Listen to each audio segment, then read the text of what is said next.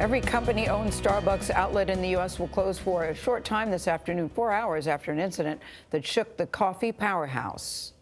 Yeah, this guy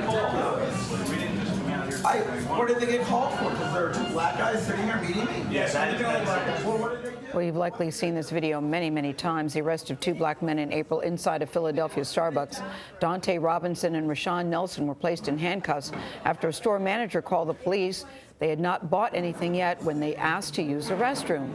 Well, today's closure is part of the company's racial bias training. And first on CBS This Morning, we welcome Starbucks Executive Chairman Howard Schultz back to Studio 57. He joins us at the table. Howard, good to have you here. Thank you. Let's see, we were with you in Philadelphia the next day after that incident, and you told us you were embarrassed and ashamed. And I was telling people I thought your pain was palpable. I'm wondering how you're feeling today. You've been through the training, and how you're feeling about how Starbucks has handled the situation and what you hope will come out of this training today. Well, I think, as I shared with you in Philadelphia, it was a reprehensible situation that we took complete ownership of, and something that really was embarrassing, horrifying, and all the issues that we talked about that day.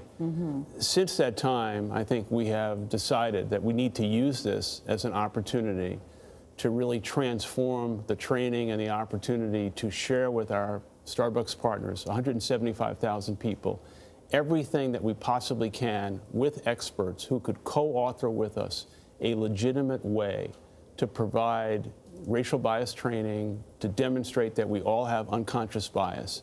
And I think we're living at a time in America where there is a fracturing of humanity.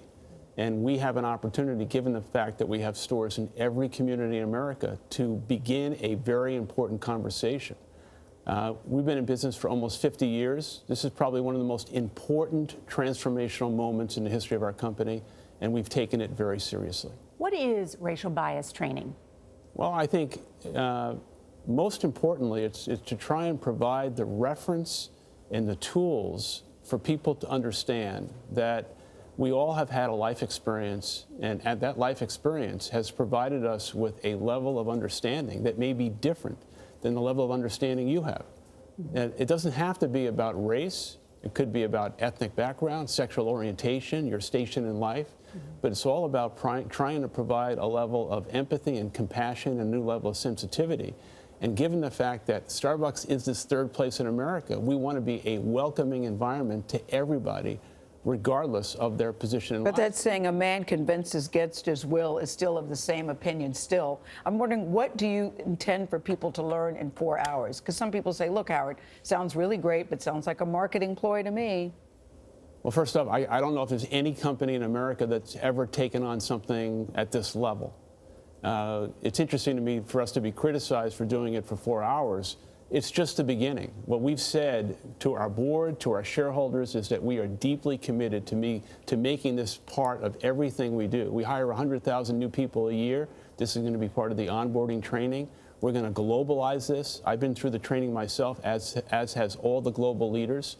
And this is something that we're going to stay with, not something that's going to be a marketing or PR. We could have spent marketing dollars a lot different than something like this. Let me ask you about what else you could be doing. Starbucks has promised to open a store in Anacostia in Washington, D.C., where it does not currently have one of the poorest areas in the district. And I was talking to an official from D.C. who said, implicit bias training is nice, but more stores in communities of color showing that you put your money where your mouth is would help a lot more in showing a message from the company into America. So are you going to do more of that, more investment, more opening up stores in places where you normally wouldn't see a Starbucks? Well, not only are we going to do more of that, but we've opened stores in Ferguson, in Bedford-Stuyvesant, in Inglewood, in Oakland, throughout America, where traditionally a brand like Starbucks is not located. And we've done this so that we can be a beacon of hope for the community. We can demonstrate that it's good business. Other companies can follow us in. We're hiring kids. We've hired 100,000 Opportunity Youth kids in the last couple of years. These are children who are ages 18 to 24, mostly kids of color who do not have jobs, and local vendors. So we're already doing these things. Let me ask you what your partners say to you, because they say, wait a minute, I'm not reprehensible. If I'm just trying to manage a very difficult situation in a culture here in my store, why am I reprehensible? What have you heard from them as they engage in this training? Well, I think it's very important to say there was never any blame on any one person. I went to Philadelphia immediately, and we stood up as leaders of the company and said the company and the leadership of Starbucks are responsible. We did not blame anybody. We said the act was reprehensible and that we needed to transform our training.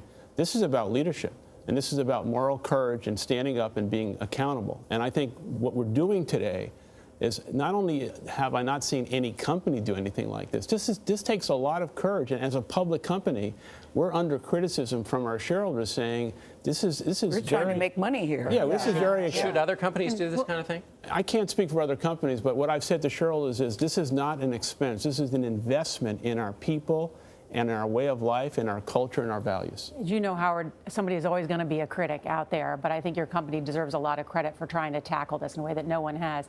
What has your conversation like been with the two men, Dante Robinson and Rashawn Nelson? Have you spoken with them recently? Interestingly enough, they were in Seattle on Friday, where we spent the entire day with them. These are two fine young men. We apologize to them countless times, and what we're doing for them and with them is trying to do everything we can to help them in their own careers. Since we offer free college tuition for all Starbucks employees, we're giving them that benefit as well. People want to know, were they compensated? They were compensated, and obviously we can't release that, but Starbucks has done a lot to try and make this right as much as we can. Well, we hope you'll come back and update us on release everything. it, Howard. You Yeah. could. Right. Listen, Thank you. as you leave us, you'll be heading to the green room. Senator Elizabeth Warren is there. Some people could say we're looking at two top contenders for the Democratic Party. What do you say? I think Elizabeth Warren. Schultz? I think Elizabeth Warren would be a great candidate. Okay. Thank Howard you. Schultz. Well, you can say hello as I will. as you're going by. Thank you for joining us. Hope you'll come back and update us. Thank you very much. Yes. Thank you.